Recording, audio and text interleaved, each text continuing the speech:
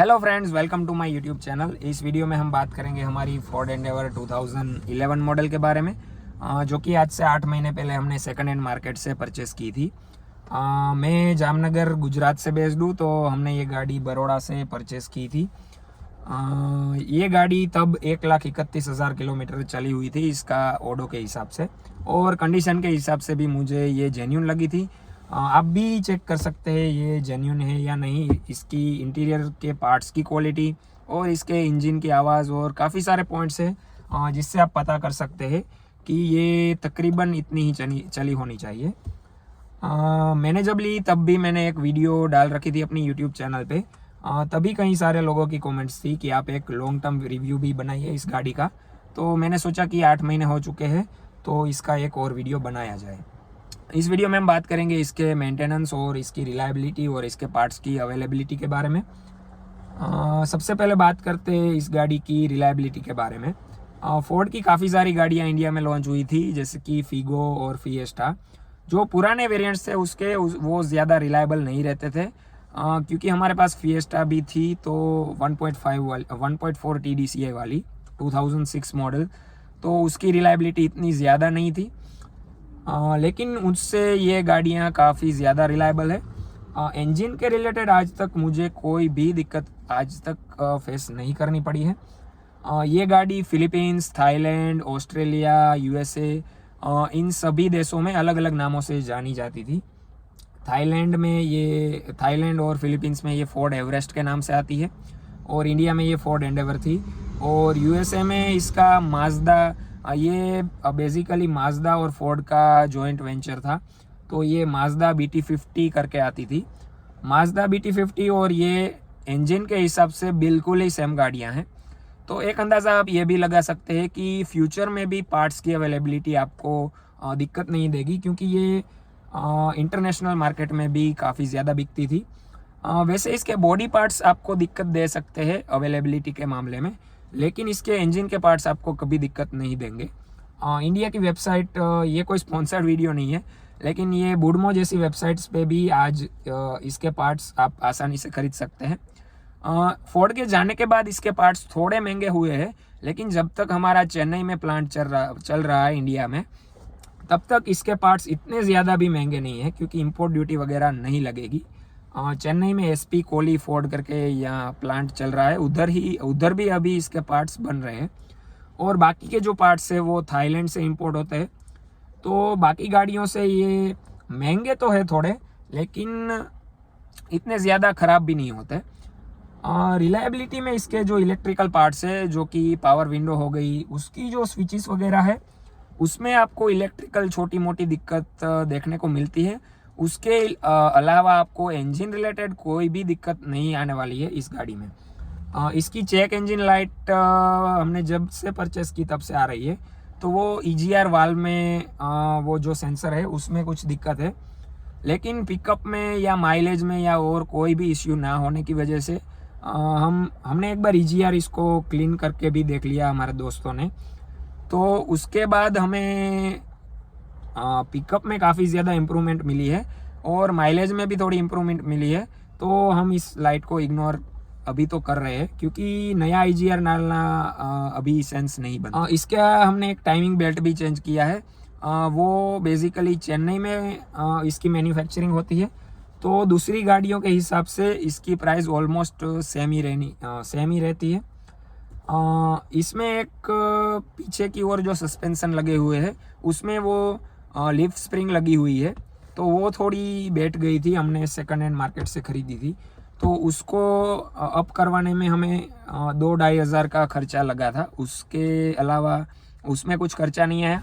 बाकी जो पार्ट्स है इंजन रिलेटेड और consumable parts like engine oil filter, air filter, diesel filter, ये सभी पार्ट्स तो आपको कभी भी दिक्कत नहीं देंगे। आसानी से मेड इन इंडिया वाले पार्ट्स भी, इसके रिप्लेसमेंट पार्ट्स भी आपको मिल जाते हैं, जैसे कि जीप हो गया। इसके OEM पार्ट्स तो मोटर क्राफ्ट करके कंपनी है, मेड इन USA पार्ट्स आते हैं इसके, वो भी काफ़ी बढ़िया होते हैं, लेकिन थोड़े महंगे ज़रूर होते हैं। मेरे पास एक दूसरी वेंटो भी है, उसकी और इसकी सर्विस में प्राइस के हिसाब से देखा जाए तो उससे भी इसकी सर्विस आपको कम प्राइस में पड़ती है। इसमें इंजन ऑयल 7 लीटर जितना आता है, लेकिन इसका इंजन ऑयल सिंथेटिक नहीं रहता। वैसे तो हम सिंथेटिक ही डलवाते हैं, लेकिन इसका इंजन ऑयल आपको काफ़ी सस्ता पड़ता है और इसके फ़िल्टर्स भी काफ़ी ज़्यादा चीप रेट में आपको मिलते हैं। तो सर्विस के और पार्ट्स के हिसाब से आपको कुछ दिक्कत नहीं आने वाली है। अगर इसमें कुछ मेजर इलेक्ट्रिकल कंपोनेंट्स जैसे कि ECU वगैरह कुछ डैमेज होता है तो, और हमारा एक बार अल्टरनेटर भी ख़राब हो चुका है, तो वो आपको आसानी से स्क्रैप वाले डीलर्स के पास से या कहीं और से मिल जाएगा। सेकंड हैंड भी खरीद सकते हैं। वैसे डुप्लीकेट पार्ट्स डालने से अच्छा है कि आप सेकंड हैंड यूज़ किए हुए ओरिजिनल पार्ट्स डालें।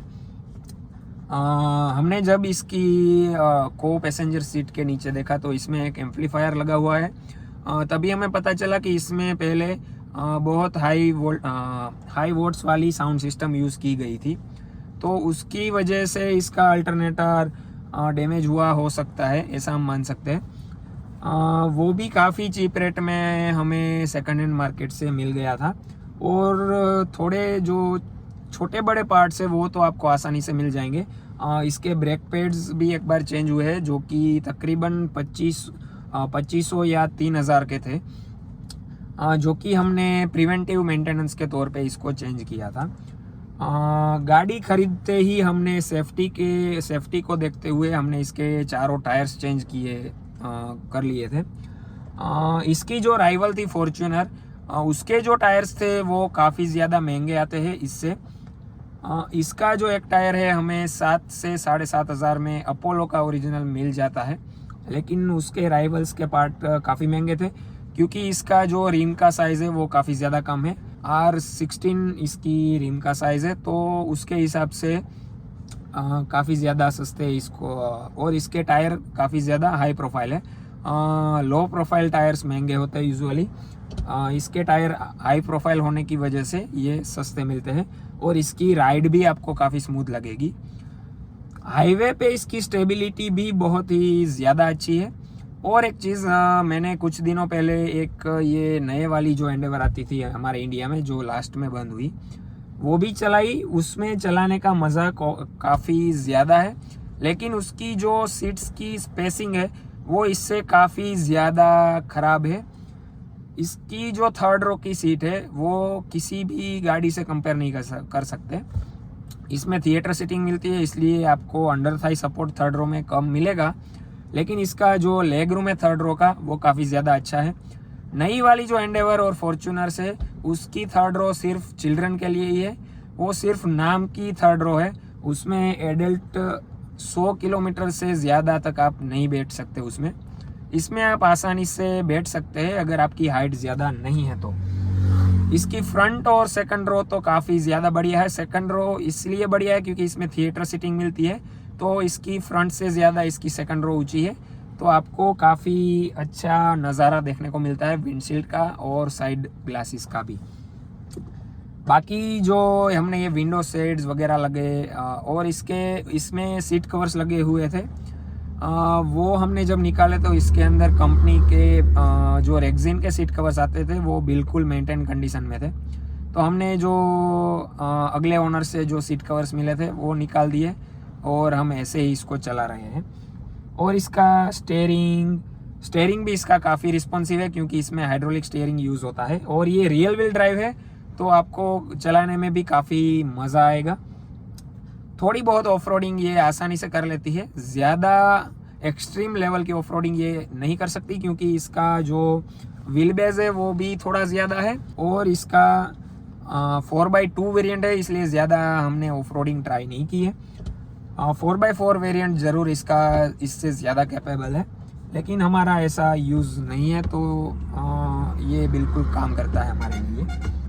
तो आप अगर अपना शौक से लेना चाहते हैं तो आप ख़रीद सकते हैं। और कुछ भी क्वेरी आप मुझे इंस्टाग्राम पे मैसेज कीजिए, मैं इंस्टाग्राम का हैंडल यहाँ नीचे दिखा रहा हूँ, उस पर आप मैसेज करके मुझसे आप कुछ भी इस गाड़ी के रिलेटेड कुछ भी आपकी क्वेरी है तो मुझे पूछ सकते हैं। इसकी थोड़ी बहुत सिस्टम भी दूसरी गाड़ियों से कम है, जैसे कि इसकी हैंड ब्रेक यहाँ इधर मिलती है, ना कि यहाँ हैंड रेस्ट के नीचे। बाकी तो ये गाड़ी आप बिल्कुल खरीद सकते हैं। मेरा फाइनल कंक्लूजन ये है कि अगर आपको कम बजट में बड़ी वाली एसयूवी और प्रॉपर एसयूवी चाहिए तो आप ज़रूर इसको कंसीडर कर सकते हैं। आजकल जो ये नाम की एसयूवीज आ रही है मार्केट में 10-12 लाख में आजकल आपको कुछ भी नहीं मिलता है। पेट्रोल, वो भी पेट्रोल मिलती है। और अगर आपके स्टेट में डीजल में वो 15 साल वाला या 20 साल वाला 10 साल वाला सिस्टम नहीं है तो आप इसको ज़रूर परचेस कर सकते हैं। हमारे गुजरात में 15 साल के बाद भी 5 साल तक आप इसको रिन्यू करवा सकते हैं। तो इसके हिसाब से ये 2031 तक आसानी से चल सकती है। इसके इंटीरियर पार्ट्स भी काफ़ी ज़्यादा टफ बिल्ट है, तो ये नॉइस बिल्कुल भी नहीं करते। और सस्पेंशन के जो रबर पार्ट्स होते हैं वो तो obviously wear and tear parts तो आपको चेंज करने ही रहते हैं।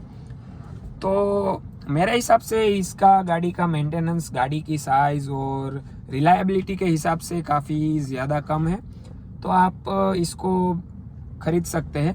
अगर कुछ आपका मेजर पार्ट गया इंजन का तो आपको ये पक्का बहुत ही ज़्यादा खर्चा करवाएगी, लेकिन आप उसे अवॉइड करने के लिए पहले से ही बहुत ही अच्छे से किसी मैकेनिक को दिखा के ये गाड़ी परचेस कीजिए। ऐसी गाड़ी परचेस कीजिए जिसमें ब्लैक या वाइट स्मोक ना निकल रहा हो, और गाड़ी में इंजन में भी आपको, अगर आप एंथुजियास्ट है तो आपको पता चली जाएगा कि कौन सी आवाज़ अच्छी है और कौन सी अच्छी नहीं है। आप उस गाड़ी को ख़रीदने से पहले कुछ किलोमीटर्स तक चलाइए, उसके बाद ही इसको कंफर्म कीजिए, क्योंकि अगर गलत गाड़ी आपके हाथ में आ गई तो आप पछताओगे। और इसकी रीसेल के बारे में बात करते हैं। अभी ये मार्केट में इतने कम रेटों में मिल रही है तो आपको रीसेल भी आपके मतलब कि ज़्यादा पैसे टूटने वाले नहीं है। ये गाड़ी 2 टन की है, मतलब इसका कर्व वेट ऑलमोस्ट 2 टन है, तो उसके हिसाब से अगर आपको लास्ट में स्क्रैप भी करनी हुई तो भी आपको काफ़ी अच्छे दाम मिलेंगे। लेकिन जब तक ये गाड़ियाँ अवेलेबल है आप अपना शौक ज़रूर से पूरा कर सकते हैं। इसके जो वाइपर्स और जो यूजुअली जो पार्ट्स वियर एंड टीयर होते हैं वो आसानी से आज भी मार्केट में अवेलेबल है, तो उसकी कोई अवेलेबिलिटी की टेंशन आप मत लीजिए। जब तक ये गाड़ी अवेलेबल है आप इसको ख़रीद सकते हैं। दूसरी फॉर्च्यूनर और इसके राइवल्स भी है, पजेरो भी आप देख सकते हैं। फॉर्च्यूनर में एक ही दिक्कत है कि उसकी रीसेल वैल्यू काफ़ी ज़्यादा है, और रिलायबिलिटी इसकी रीसेल वैल्यू के हिसाब से, रिलायबिलिटी तो उसमें बहुत ही ज़्यादा है, लेकिन इसकी और उसकी रीसेल वैल्यू अगर आप कंपेयर कर रहे हैं तो फॉर्च्यूनर की बहुत ही ज़्यादा है। तो आपको पहले भी महंगी मिलेगी और उसके दाम भी आपको अच्छे मिलेंगे जब आप बेचने जाएंगे। तो सेम ही चीज़ें है, अगर आप ज़्यादा पैसे स्पेंड कर सकते हैं तो फॉर्च्यूनर की ओर जा सकते हैं, और अगर आप कम पैसों में एसयूवी का मज़ा लेना चाहते हैं तो ये गाड़ी ज़रूर आपके लिए बनी है। बाकी तो और कुछ इसके बारे में नहीं है। अगर आपको कुछ और क्वेरीज हो तो मुझे इंस्टाग्राम पे मैसेज कीजिए। आगे भी मैं आपको आगे भी कुछ टाइम बाद मैं आपको ये अपडेटेड वीडियो बनाता रहूँगा कि इसके पार्ट्स की अवेलेबिलिटी और सारी चीज़ों के बाद। अभी एक न्यूज़ आई है कि फोर्ड ने जो चेन्नई वाला प्लांट है उधर उनकी कुछ डील चल रही थी एक कंपनी के साथ, वो कैंसिल कर दी है। तो फोर्ड इंडिया में वापस आने की कुछ रूमर्स भी है। वैसे वापस आएगी तो भी इलेक्ट्रिक कार्स के साथ आएगी। तो पार्ट्स की इन फ्यूचर बॉडी पार्ट्स की थोड़ी दिक्कत तो रहेगी, लेकिन आप बिना टेंशन इसको अभी के टाइम में ख़रीद सकते हैं अगर आपका 2 से 3 साल इसको रखने का प्लान है। 2007 से 2009 तक जो वेरिएंट आया था वो भी टाइप 2 एंडेवर था, लेकिन इससे पहले वाला था, उसमें और इसमें ऑलमोस्ट सेम पार्ट लगते हैं। लेकिन जो 2007 से पहले के वेरिएंट है 2005 से 7 तक के, वो टाइप 1 एंडेवर थी। वो अगर आपको बहुत ही बढ़िया कंडीशन में मिल रही है फिर ही खरीद सकते हैं, क्योंकि वो टाइप 1 के पार्ट्स अभी मिलना काफ़ी मुश्किल है। तो अगर आपको ये वीडियो पसंद आया तो वीडियो को लाइक करें, चैनल को सब्सक्राइब ज़रूर करें, और कुछ भी दिक्कत है तो मुझे इंस्टाग्राम पे मैसेज कर सकते हैं। Thank you.